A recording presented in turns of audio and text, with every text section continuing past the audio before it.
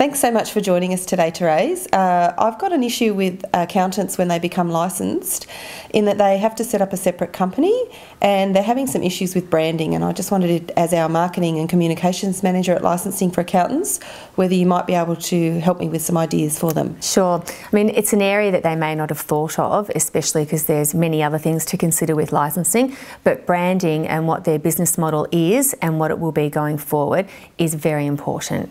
Yeah, it's certainly they are caught up in the licensing decision, and then when they become appointed, they suddenly realise they need to set up a separate company. And can you just take us through some of the options that they've got to do that? Sure. I mean, going back to their business model, it depends on are they going to be a parent company with some other companies underneath, or maybe they'll have a sister company relationship.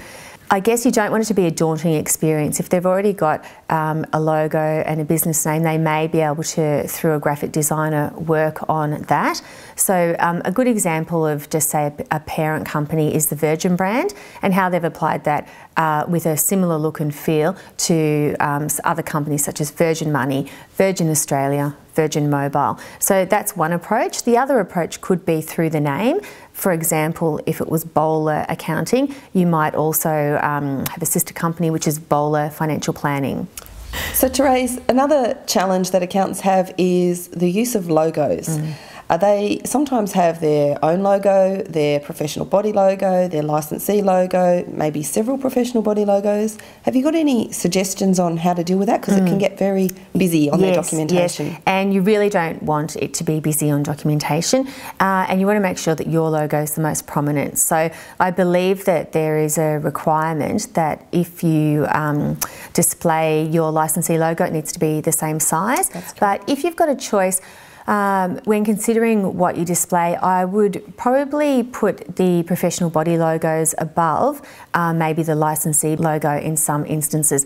This is because quite often the licensee logo doesn't resonate with the client. They may not even know who they are. So that could be appropriate for more formal documentation, and having the professional bodies gives extra credibility that obviously clients know that there's professional standards that the accountant is adhering to. So I would display those. I'd also be choosy about where I display them. You may not need to display, you know, all those logos on every piece of paraphernalia. Some may be better off for your website, whereas, you know, your letterhead, you have the option to be a bit more selective. Thanks so much for your help today, Therese. So as I understand it, try and keep it simple because they've got a lot to deal with.